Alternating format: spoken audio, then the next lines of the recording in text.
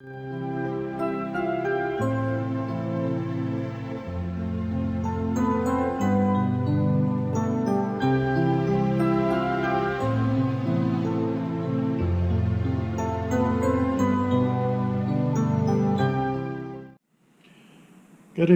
irmãos, amigos, o texto do Evangelho de Lucas, capítulo 13, do 31 ao 35, nos traz a seguinte informação. Naquele mesmo dia chegaram uns fariseus dizendo-lhe: sai e retira-te daqui, porque Herodes quis matar-te. E respondeu-lhes: ide e dizei àquela raposa: eis que eu expulso demônios e efetuo curas hoje e amanhã, e no terceiro dia sou consumado. Importa, porém, caminhar hoje, amanhã e no dia seguinte, para que não suceda que morra um profeta fora de Jerusalém. Jerusalém, Jerusalém, que mata os profetas e apedreja os que te são enviados. Quantas vezes quis eu ajuntar os teus filhos, como a galinha os seus pintos debaixo das asas, e não quiseste. Eis que a vossa casa se vos deixará deserta. Em verdade vos digo que não me vereis até que venha o tempo em que digas: bendito aquele que vem em nome do Senhor. Esse incidente é registrado apenas por Lucas. Provavelmente este fato ocorreu na Galileia ou na Pérea. Tanto a Pérea como a Galileia eram governadas por Herodes. Depois de ter mandado matar a João Batista, Herodes decide estender as mãos sobre Jesus. Alguns fariseus vêm trazer ao mestre a notícia das intenções deste caudilho. Observem, os irmãos, que esta informação foi dada pelos fariseus e não pelos discípulos de Cristo ou pessoas amigas que estavam ao lado de Jesus. Pelo menos neste momento, os fariseus mostraram uma atitude menos hostil para com Jesus Cristo. Possivelmente Herodes já estivesse a temer a Jesus Cristo conforme havia temido a João Batista. A popularidade de Jesus crescia rapidamente e sabemos que alguns até quiseram constituí-lo rei, o que fatalmente teria significado o fim do domínio de Herodes. Herodes agia impulsionado pelo temor, pelo ciúme e pela cobiça. Alguns intérpretes acreditam que Herodes realmente enviara esses fariseus na tentativa de assustar Jesus, a fim de que ele não fosse mais uma ameaça ao seu trono. Evidentemente que este Herodes não era o Herodes o Grande, que mandou matar as crianças de menos de 2 anos, conforme lemos em Mateus capítulo 2. Inclusive, a história comprova que este mesmo Herodes, antes de seu falecimento, ordenou que o seu próprio filho, Antípate, fosse morto. E pior, providenciou para que após a sua morte todos os seus nobres fossem assassinados, para que não houvesse falta de lamentadores por ocasião de sua morte. Esse Herodes, da época quando Jesus tinha 2 anos, morreu de uma enfermidade fatal do estômago e dos intestinos. O significado do nome Herodes vem do hebraico filho de heróis ou heróico. Esse Herodes que queria matar Jesus nessa ocasião que os fariseus denunciaram era o Herode, o tetrarca, também chamado de Antipas. Era filho mais novo de Herodes o Grande com Maltace. Seu pai havia dado a 3 de seus filhos a Judeia e a Samaria, e coube a Antipas a Galileia e a Pérea, localidade bem próximo de Jerusalém e Betânia.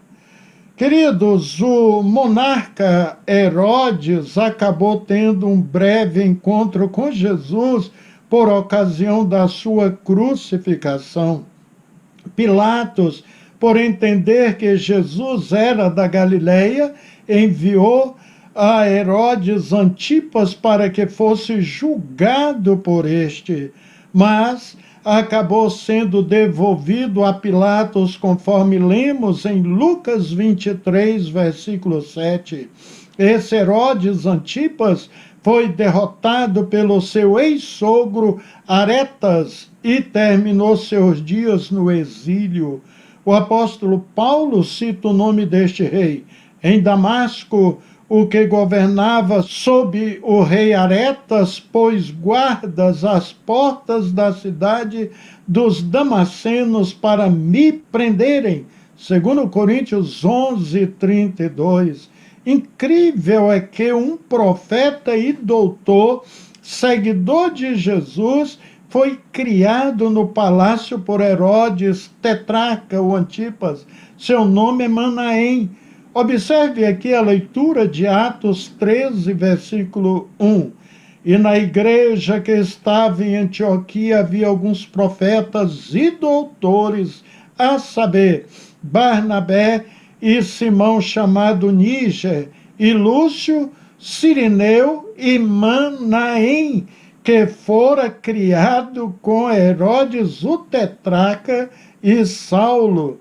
Incrível que Jesus estava sendo ameaçado de morte pelo rei, mas observa a resposta que Jesus dá para tal ameaça. Ide e dizei àquela raposa, eis que eu expulso demônios e efetuo curas hoje e amanhã, e no terceiro dia sou consumado. Lucas 13, 32. Por que Jesus chama o rei de raposa? Queridos, raposa era uma metáfora comum entre os judeus e os gregos para indicar um homem astucioso, mas com frequência na literatura dos rabinos judeus simplesmente significava um indivíduo destituído de importância, sendo usado como termo de menosprezo. Em outras palavras, o que Jesus queria dizer é que o seu destino, sua missão, não podia ser determinada por qualquer plano de Herodes, por mais cruel que fosse, e que não havia chegado a sua hora. Não resta dúvida que Jesus Cristo teve muita coragem de dizer isso. Já imaginaram se aqueles fariseus saíssem dali e contassem essas palavras para Herodes? Mas Deus estava no controle de tudo e Jesus não poderia morrer antes da hora determinada pelo Pai. Jesus, em sua resposta, ele também disse, no terceiro dia terminarei. O que ele quis dizer com isso? Bem, a passagem de Hebreus 2:10 nos dá uma resposta, porque convinha que aquele para quem são todas as coisas e mediante quem tudo existe, trazendo muitos filhos à glória, consagrasse pelas aflições o príncipe da salvação deles. Jesus teria de trabalhar hoje, amanhã e no terceiro dia, o que indica que ele teria de viver até atravessar todo o processo tensionado e os seus labores nesta existência terrena. E nessa resposta também, sobre a intenção de Herodes matar Jesus, ele respondeu: vou expulsando demônios e fazendo curas. Ou seja, Jesus veio para esta missão de curar a alma, o físico e libertar as pessoas de possessões demoníacas e não poderia deixá-lo de fazer.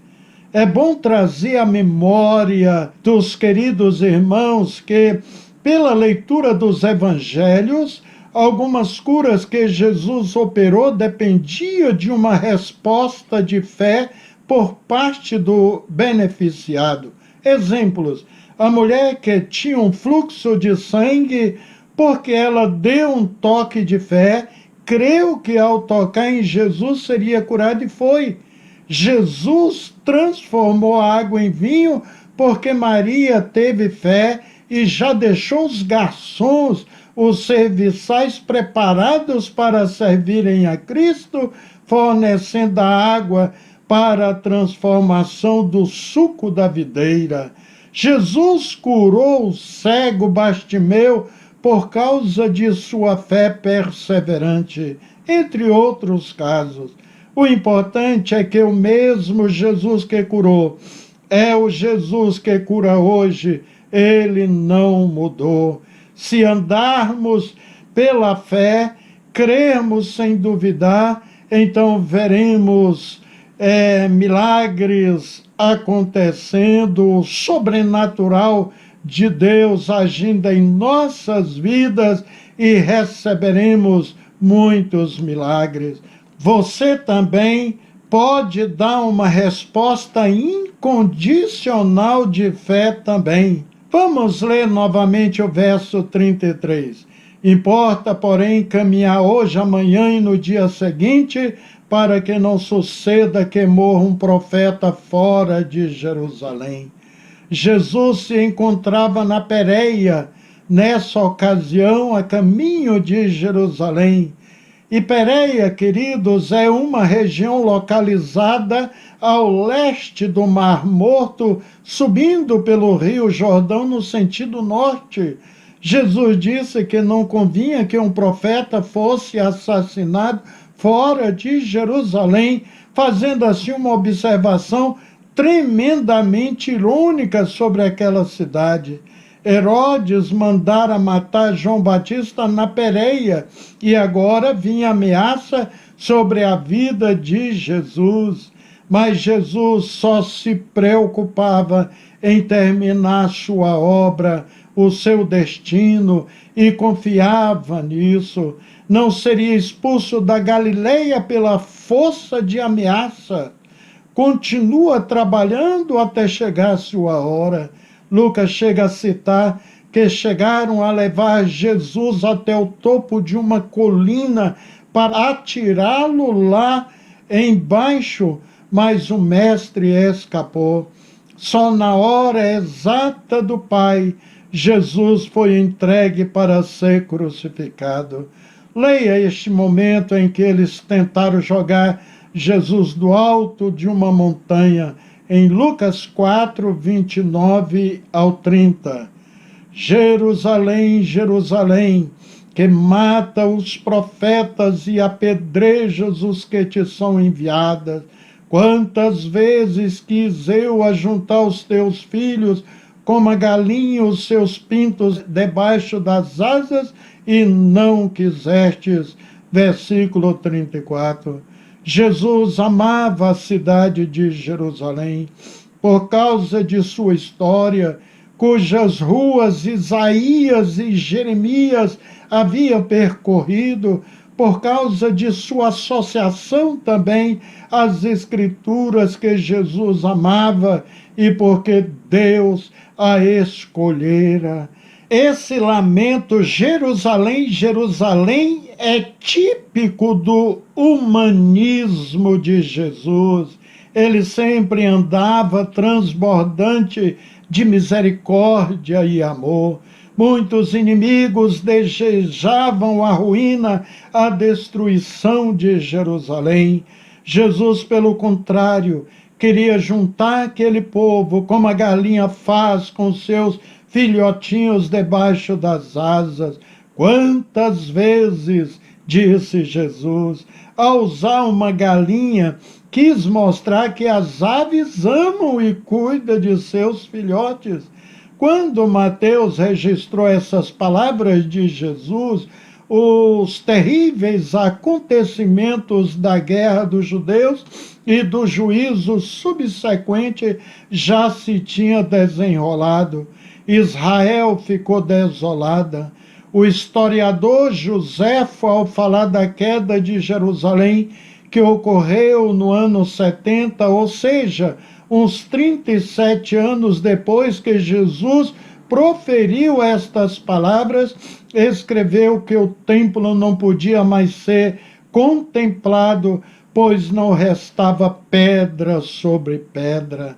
As sinagogas jaziam em ruínas, as estradas estavam cheias de entulho, os habitantes se lamentavam perplexos e na miséria, pois dificilmente alguma família houve que não perdeu ente querido, e muitas famílias inteiras haviam sido extintas.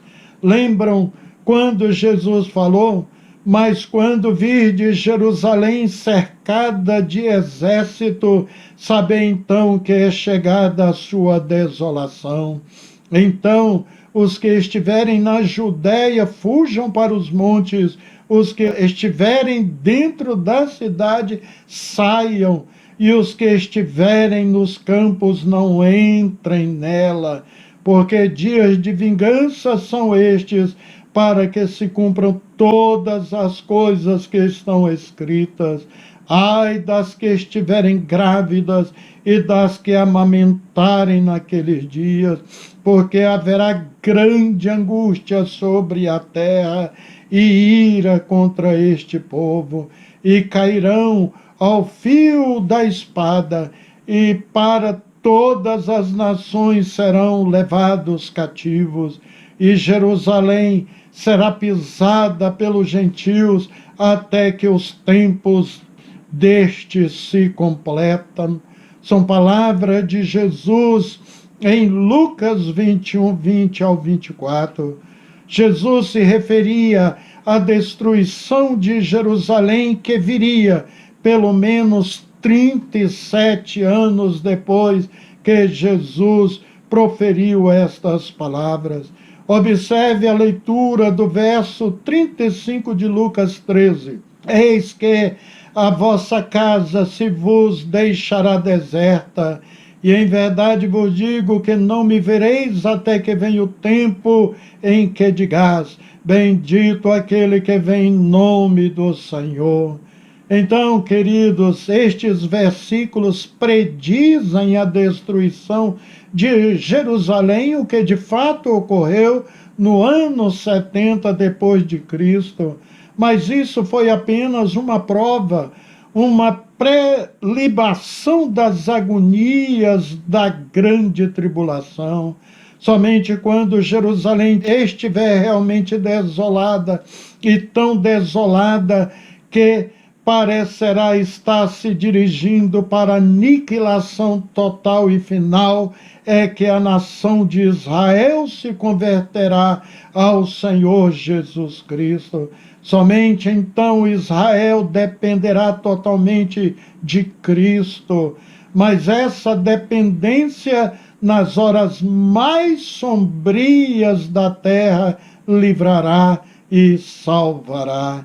Os irmãos já observaram a aproximação da Rússia ao Irã, país que já falou que vai fazer Israel desaparecer do mapa. Não só uma vez falaram isso. Alguns teólogos renomados acreditam que a Rússia ocupará todo o território de Israel, e isso provocará uma guerra dos Estados Unidos com a Rússia e será o estupim da Terceira Guerra Mundial, e a própria existência de Israel correrá perigo. O salmista faz este apelo a todos nós no Salmo 122, versículo 6. Orai pela paz de Jerusalém, prosperarão aqueles que te amam. A Bíblia nos alerta para orarmos, mostra a importância de orar pela paz de Jerusalém e pela reconciliação entre árabes e judeus, que é a vontade do Senhor para o fim dos tempos. Observe a leitura de Isaías 19, 23 ao 25. Naquele dia haverá estrada do Egito até a Síria, e os assírios virão ao Egito, e os egípcios irão à Síria, e os egípcios servirão com os assírios. Naquele dia Israel será o terceiro com os egípcios e os assírios, uma bênção no meio da terra, porque o Senhor dos exércitos os abençoará, dizendo: bendito seja o Egito, meu povo, e a Síria, obra das minhas mãos, e Israel, minha herança. Ainda não há paz naquela região. Para Deus, Jerusalém sempre será o centro dos acontecimentos mundiais, e o alinhamento das nações ao redor do mundo contra ou a favor de Israel mostrará de que lado realmente estão. Os Estados Unidos sabemos que estão do lado de Israel, Brasil também. Uma das características do sistema do anticristo é o antissemitismo, principalmente nos países europeus.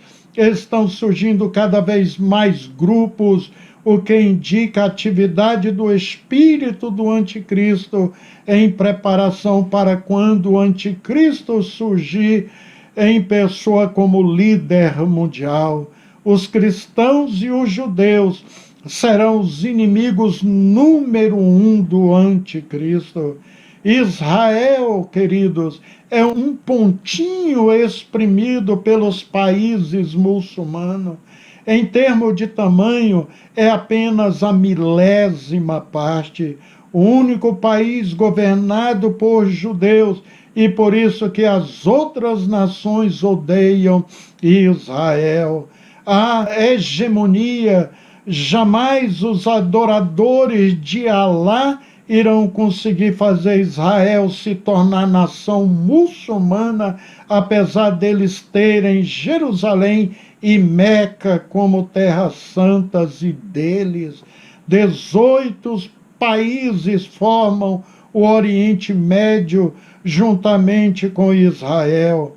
Arábia Saudita, Bahrein, Chipre, Egito, Emirados Árabes Unidos, Iêmen do Norte, Iêmen do Sul, Israel, Irã, Iraque, Jordânia, Kuwait, Líbano, Palestina, Omã, Catar, Síria e Turquia.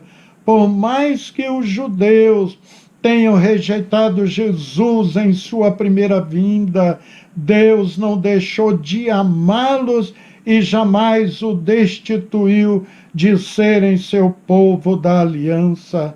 Muitos de nós gentios, como disse Paulo, somos o jambujeiro ou oliveira brava que não tem descendência judia, ingressamos na mesma herança de Abraão por adoção e fomos enxertados na boa oliveira, fazendo-nos também boa oliveira. A boa oliveira representa o povo judeu.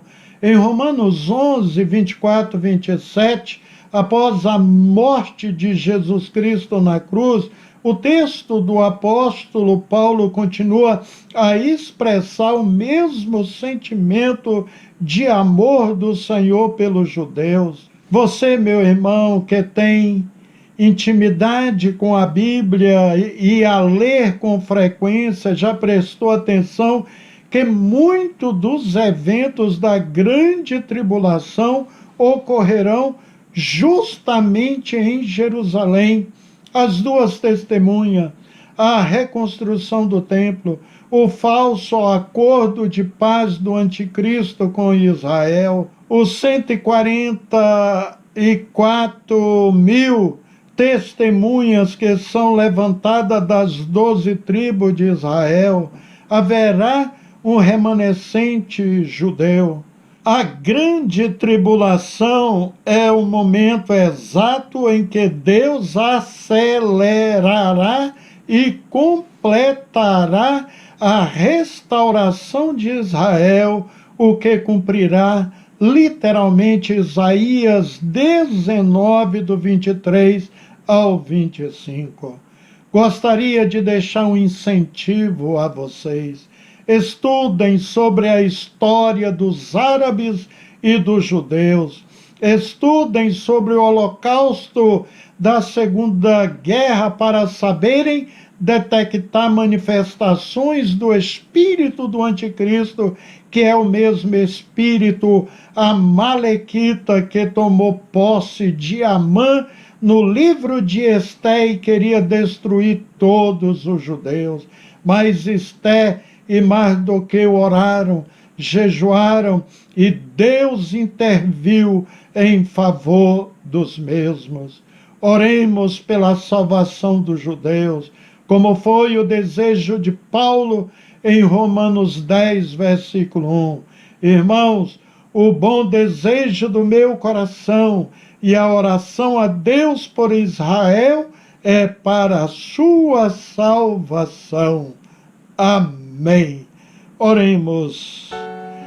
Te agradecemos, ó Deus, pela obra da redenção humana, mediante o sangue de Cristo Jesus, teu Filho derramado em nosso favor na cruz do Calvário. É prazeroso servir a Jesus Cristo e desejamos manter-nos fiéis até o fim de nossas vidas neste propósito, Senhor. Aproveitamos para interceder pela salvação de todos os israelitas, que o Senhor os visite com poder, que muitos deles têm experiências extraordinárias com Jesus Cristo e se arrependam antes da grande tribulação. Deus, salva também os nossos ouvintes que regularmente, Senhor, assistem os nossos cultos. Que a bênção, a bondade e a misericórdia do Senhor esteja nestes lares, em nome de Jesus Cristo. Amém.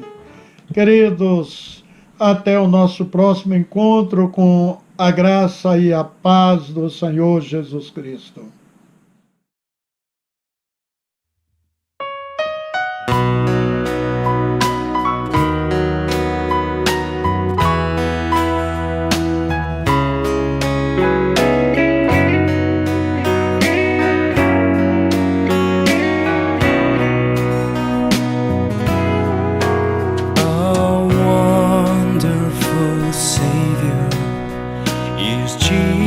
Jesus, my Lord.